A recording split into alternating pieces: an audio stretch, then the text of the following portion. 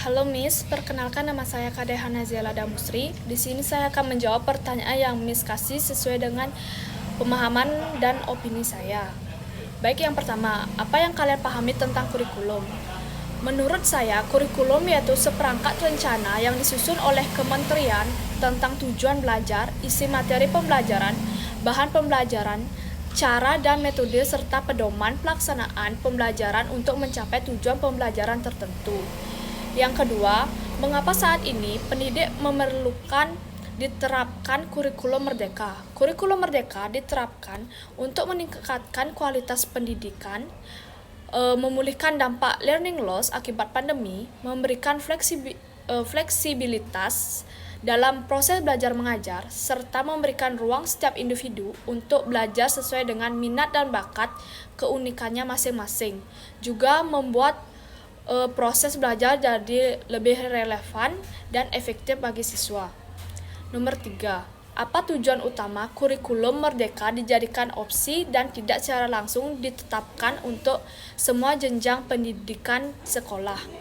Kurikulum merdeka dirancang sebagai opsi untuk memberikan fleksibilitas kepada sekolah dalam memilih pendekatan pembelajaran yang sesuai dengan kebutuhan dan konteks mereka. Dengan memberikan opsi ini, diharapkan bahwa sekolah dapat menyesuaikan kurikulum dengan lebih baik sesuai dengan karakteristik siswa, kondisi lingkungan, dan kebutuhan lokal. Hal ini juga memberikan kesempatan bagi inovasi dan eksplorasi dalam pendekatan pembelajaran yang dapat meningkatkan kualitas dan relevansi pendidikan. Namun, saat ini, kurikulum merdeka masih menjadi opsi bagi satuan pendidikan dan belum ditetapkan secara langsung untuk semua jenjang pendidikan di sekolah.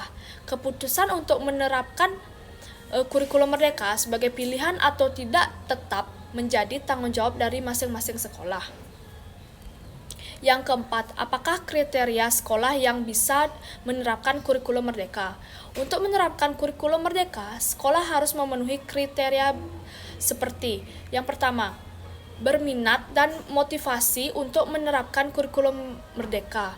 Yang kedua, kesiapan dalam sumber daya, infrastruktur, dan tenaga pendidik.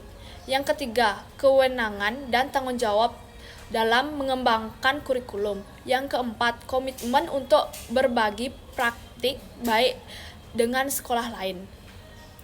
Yang kelima, bagaimana bentuk struktur kurikulum dengan penerapan kurikulum merdeka? Jelaskan dan berikan contohnya. Kurikulum merdeka didasarkan pada 3 prinsip utama, yaitu yang pertama ada berbasis kompetensi. Kurikulum merdeka menekankan pengembangan kompetensi siswa yang meliputi aspek kognitif, afektif, dan psikomotorik. Kurikulum ini mengidentifikasi capaian pembelajaran yang harus dicapai oleh siswa pada setiap fase pendidikan. Yang kedua ada pembelajaran yang fleksibel. Kurikulum merdeka memberikan fleksibilitas kepada sekolah dalam memilih metode pembelajaran yang sesuai dengan kebutuhan dan konteks siswa. Sekolah dapat mengatur waktu, materi, dan pendekatan pembelajaran yang lebih relevan dan efektif. Yang ketiga ada karakter Pancasila.